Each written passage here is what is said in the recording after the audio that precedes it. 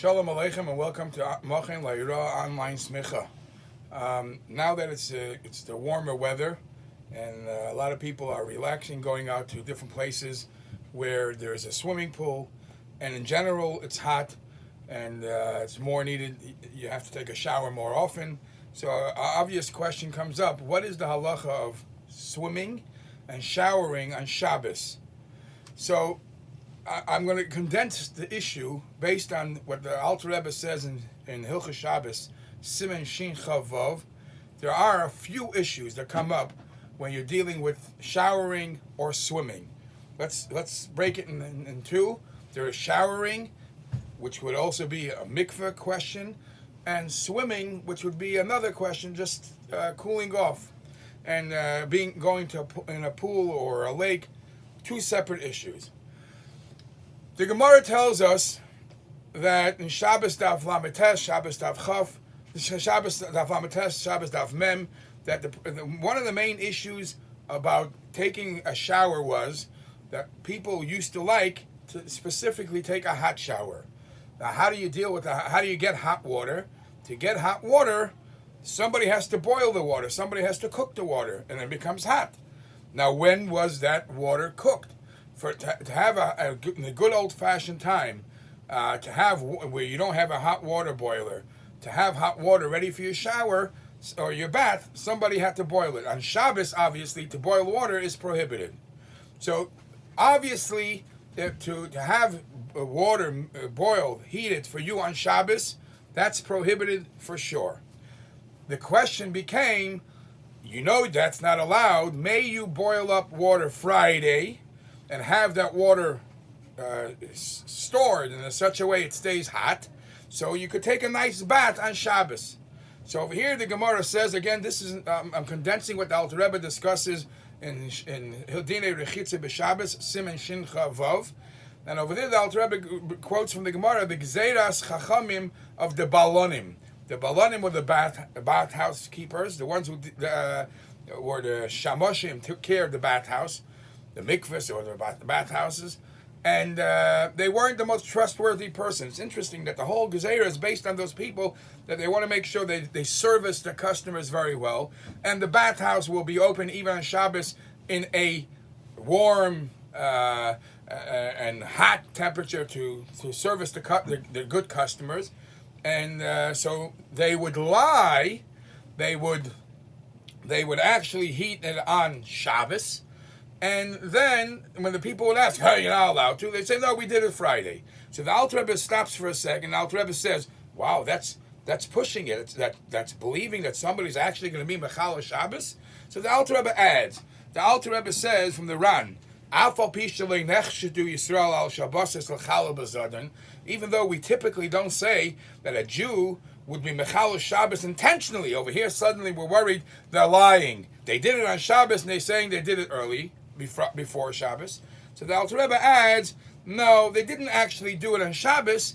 They did it Friday, but the letzte minut, right before Shabbos, and that's also not allowed, because Friday, the letzte minut before Shabbos, we're afraid, because it wasn't ready and wasn't boiled before Shabbos, you put it in a position, in a situation where you might enhance it, you might do something to stir the coals, to make the sure it's getting warm enough. So that's also not allowed. And that, we're afraid, they were moira heta for themselves. Hey, I put it up there before Shabbos. But they didn't realize, or they didn't care about the fact that the last minute you cannot do that. So therefore, when you want to take a hot shower, a hot bath on Shabbos, the issue is the water. So now we know the water being boiled up on Shabbos is for sure prohibited. Even if it was boiled up before Shabbos, the Chachamim make a gzeira, no hot water on Shabbos, period, because the Balonim would have lied and said they did it Friday early enough. Now, when the Chachamim made their gzeira, they made the gzeira on Rechitzas Kol Gufay, to wash your whole body, or even Roiv Gufay, the majority of the body, you can't do with hot water. But if you are going to use a minimum amount of water, just Rechitzas Panav Yodav V'Raglov, that there is you're exempt. That is the exception to the rule, as long as the water was boiled, their gzeira of water that's boiled before Shabbos, the gzeira did not apply on just one or two or three body parts, the hands, the face. But Raiv gufa, a cold gufa, you're not allowed to. Now this is in the old-fashioned time. This is way back then when the water, you boiled it once, either Friday or Shabbos. Today's days we have another problem, because even if you're going to open the hot water, the hot water sink, and hot water is going to come out, the hot water is ready and available, right? Because it's in the water tank. But when it releases that water, new fresh water goes into the hot water tank. Cold water goes in to make up the space that just vacated.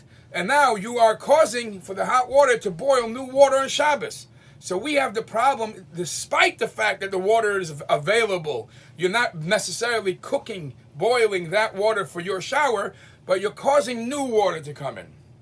So, to summarize, a hot shower, a hot bath, is a problem because either the water was boiled on Shabbos, or even if it wasn't, the Chachamim made a gzeira that water from before Shabbos you cannot use because it's gzeira from the balonim.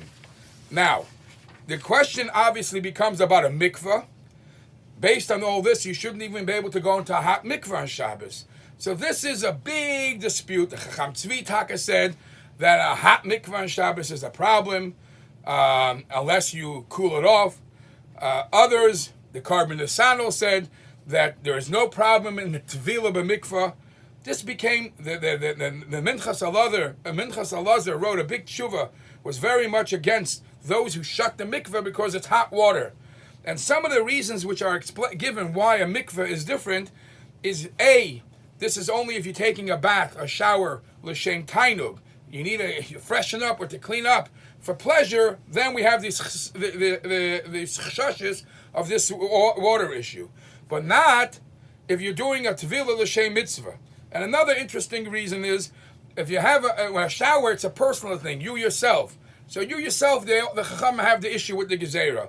When you open a mikveh for public, even if the water is hot, and obviously it's hot from water from before Shabbos, over there the gezerah doesn't apply because it's a community thing, it's a communal matter, so that there's a rabbim, and the rabbim will remind each other, that in other forms of ways of warming the water in the disallowed ways shouldn't be done. It's only personally in your home we have the Chachamim made these gzeras.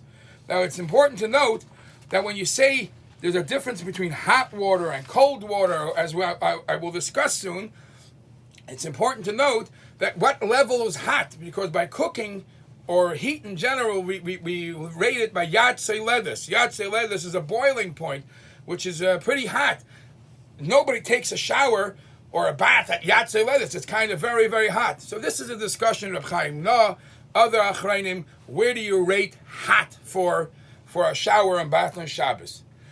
Then there is the other issue that comes up when you're taking a shower, and that is schita, because you're going to squeeze. It's possible you're going to squeeze some things, squeeze a towel, so you have to be very careful. And then there becomes the question, schita sar. Schita sar is trying to squeeze the water out of your hair, might also be an issue, but there's ways around it. If you're really you definitely have to squeeze the hair, or even if you squeeze it, is sar really a schita? Are you squeezing it the way you squeeze a towel? But that's a concern that comes up. Another concern that comes up by taking a shower or a bath on Shabbos is what you're going to use to make it smell good and use as a soap. We already discussed once before that soaps and shampoos have their own issue of memachik. If it's a hard bar, you're scraping. So those are issues that come about when you're going to a hot shower on Shabbos, or even some of them even on Yontiv. When you turn to cold, when it comes to a cold shower, if the whole gzeira was, where is this water getting boiled? Where and when is this getting boiled? What would be the problem with a cold shower? So you're right. The ikar, a cold shower, is really not a problem. But the Alter Rebbe brings that because a cold shower, once we allow this, it's a gzeira, then a person becomes accustomed to take showers. He might even extend into the warm and hot area, and that's a gzeiras chachamim mat. So in a regular case, the chachamim, the Shulchan Aruch would say it's preferable not to take a cold shower to prevent a warm or hot shower. Now the Achrayim discuss what happens if it's very, very, very hot and schwitzidik or other situations similar to that. If you could take a shower or a bath in cold water, sometimes they'll be more lenient because the problems are much less, or there really is no issue with cold. It's just preventing hot. Now, this is all taking a shower, taking a bath. Then there's the issue of going to a pool. When you're going to a pool, besides the previous issues that I mentioned about hot water or schita, there are other things.